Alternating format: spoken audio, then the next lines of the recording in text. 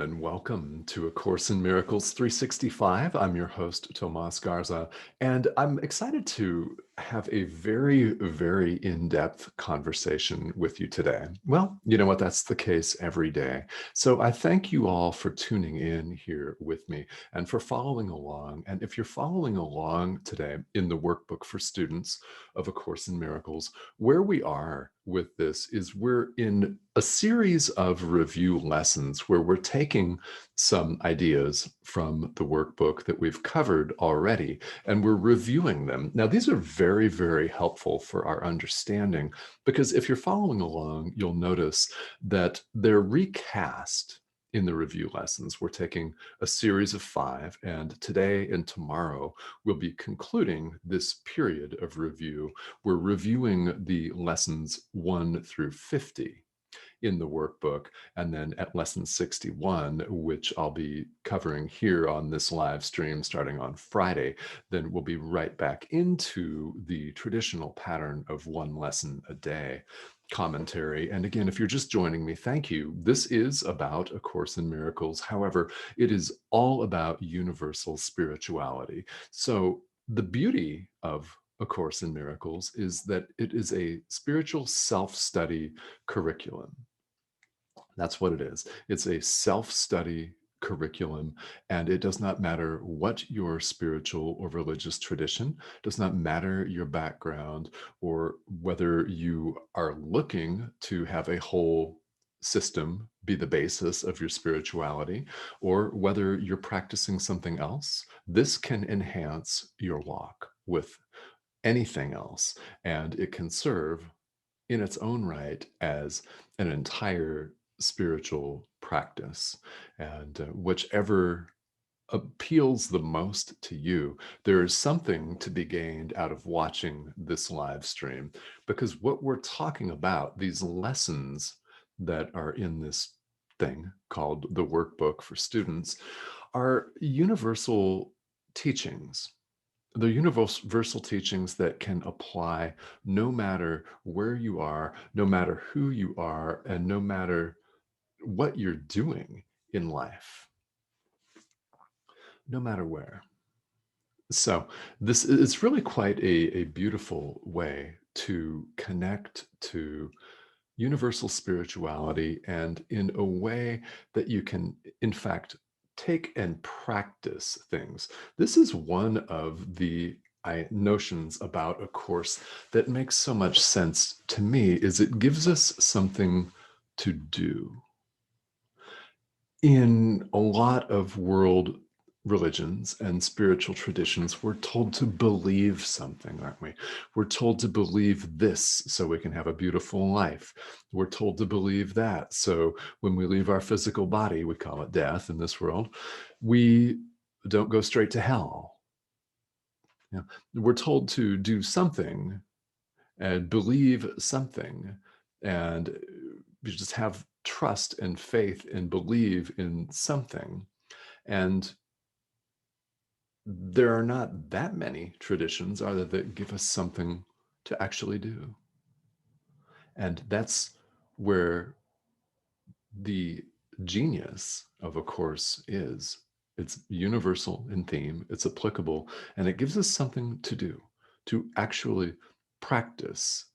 What are we practicing? Well, we're removing the barriers, the veils, if you prefer, the blockages, if you prefer that term, to the presence of love. We're awakening to love, in essence. We're awakening to the living, breathing, limitless, and beautiful experience of who we really are. And I'm happy that you've joined me. All right, so lesson 59 here.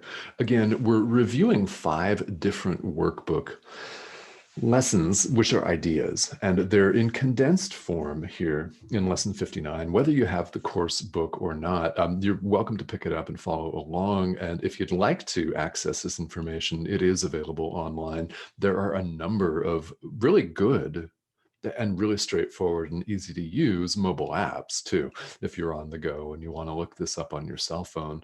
Also, you can always type in Workbook Lesson 59, ACIM, A Course in Miracles, on a Google search. Yeah, this material is accessible to everyone at all times. All we have to do is make the decision to look at it. So if you're curious, those are some ways. They're great online resources. Yeah. So lesson 59 starts off with a review of lessons 41 through 45. So lesson 49, 41, I mean, is God goes with me wherever I go. So we're talking about God today, and we're talking about universality. We're talking about limitlessness. We're talking about ourselves here. And if you did not know that prior, know that now, is we're talking about ourselves. We're talking about who we really are. Now, who we really are is not a body. We know that the body doesn't last forever, does it? It's not eternal. I mean, I might be in better shape right now at age 49 than I was in when I was 25, but things not going to last forever. That is not who we are. Who we are is, in fact, limitless. It's one with God as an extension of God, in other words, the Son of God. The Course uses that phraseology, the Son of God, to refer to love extending itself and only itself, by the way. Yeah, God goes with me wherever I go. God simply is. Reality simply is. It cannot be created. It simply is. So, therefore, wherever we go, God goes with us. We may think that we're having a separate experience and can wall ourselves off and hide in a house, hide in a building, in a car, in a physical body. We think we can hide, but in truth, we can't. God simply is. And God goes with us wherever we go. What does that mean? Love and peace and happiness and abundance and joy go with you wherever you go. That's a powerful statement, right? Love and peace and joy and happiness and abundance go with you wherever you go. Whether you're trying to run from it or not. No, a lot of us aren't consciously trying to run from it, but sometimes we are. Sometimes we are. We don't feel that we deserve this. We don't feel worthy, do we? We all know what those feelings are like. We know what it feels like to feel like we suck. We know what it feels like to feel cut off and lacking and separate, less than. We all are very familiar with that.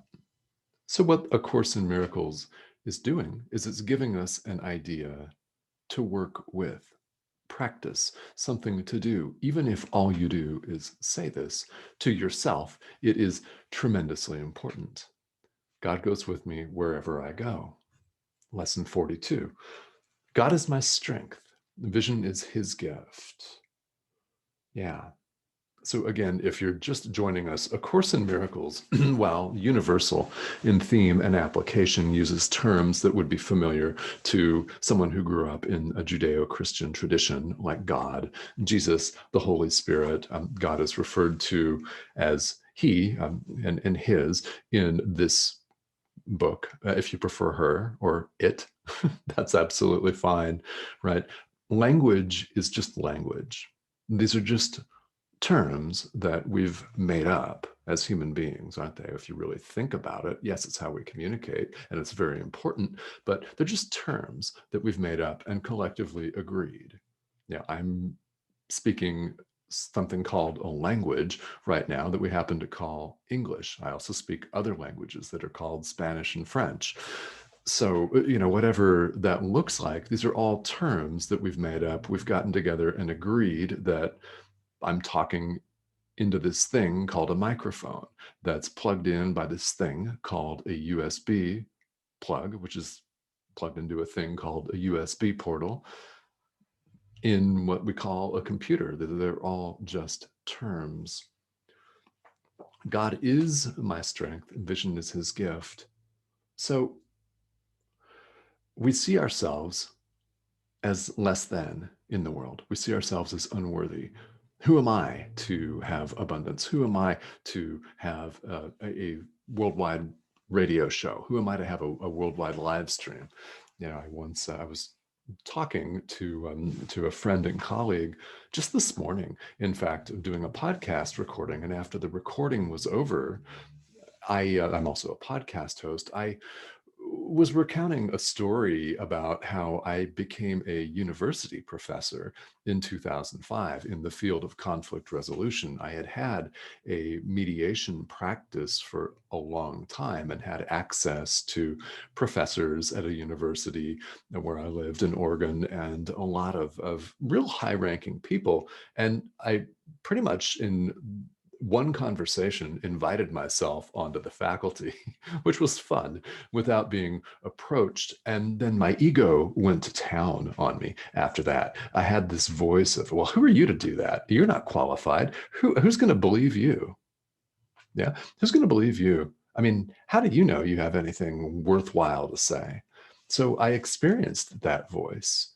Anyone that stands up and teaches will experience that voice. That's how we see ourselves in the world. If we listen to the ego, we see ourselves as cut off. We see ourselves as unworthy, less than, separate. Yeah. And we don't see ourselves as strong, because if we're feeling cut off, lack, separate, unworthy, then we're not strong. But God is our strength. So work with this idea, and vision, seeing things as they really are, is his gift. Lesson 43, God is my source. Okay, source with a capital S, yes. I cannot see apart from him. Yeah. So whether you call God, source, the universe, him, her, it, God, goddess, whatever, there are a lot of terms. Whatever that is, God is our source. Love extends itself. It is not capable of extending anything else. So love does not extend separation. Love does not extend hatred. Love does not extend famine and genocide and war. Those are all unloving. Love can only extend itself. So, as an extension of God, you share in that. God is my source. I cannot see apart from him. Truly see, not see with the body's eyes, not see looking into a computer monitor as I'm looking into right now, looking straight at a camera, talking to all of you, no matter where you are, all over the world. And thank you for tuning in, by the way. Yeah, it's not seeing with the body's eyes, but seeing things as they truly are, which is more of an experience. Lesson 44, God is the light in which I see. Yes. Mm-hmm. Yeah, we cannot see, really truly see things as they are when we believe we're the ego, when I believe I'm a separate being named Tomas Garza, whatever that means. It was like, well, okay, my parents gave me a name. All of our parents gave us a name. Is that who we really are?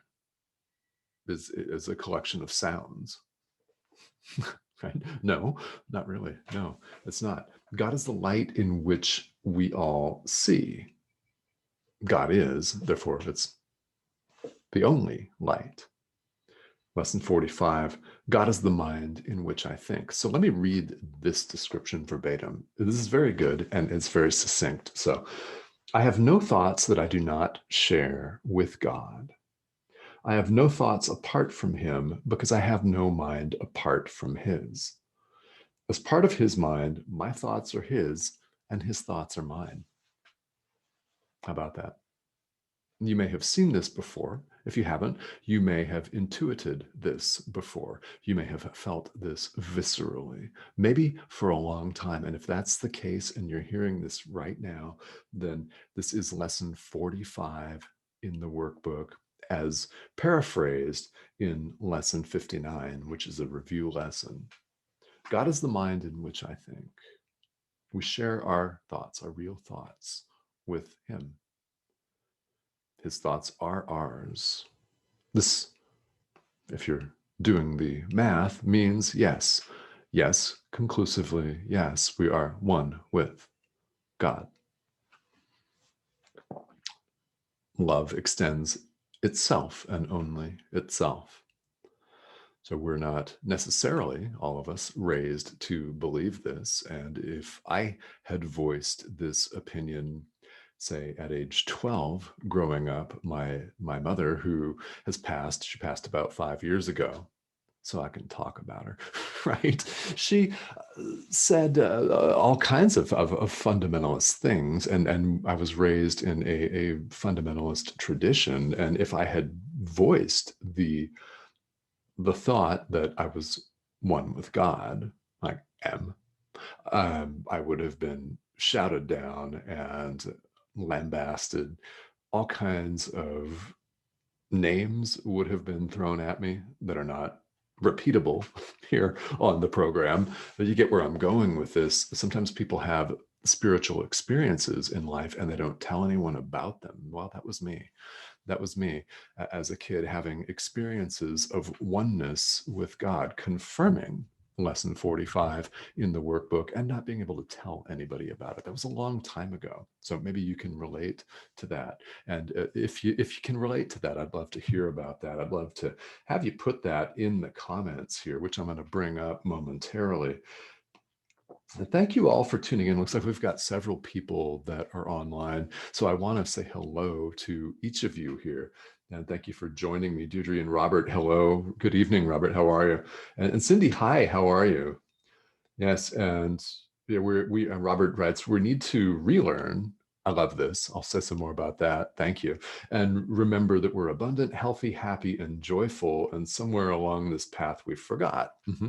Yeah, and we focus on the opposite, the lack, disease, pain, and sorrow. Yes, and hi, Julia and Denise. Hello. Thank you all and welcome. Thank you for tuning in. Yeah, so Robert, let's talk about this. I love this comment. Thank you for posting it here. It is like we forgot along the way, isn't it? And when, we don't know.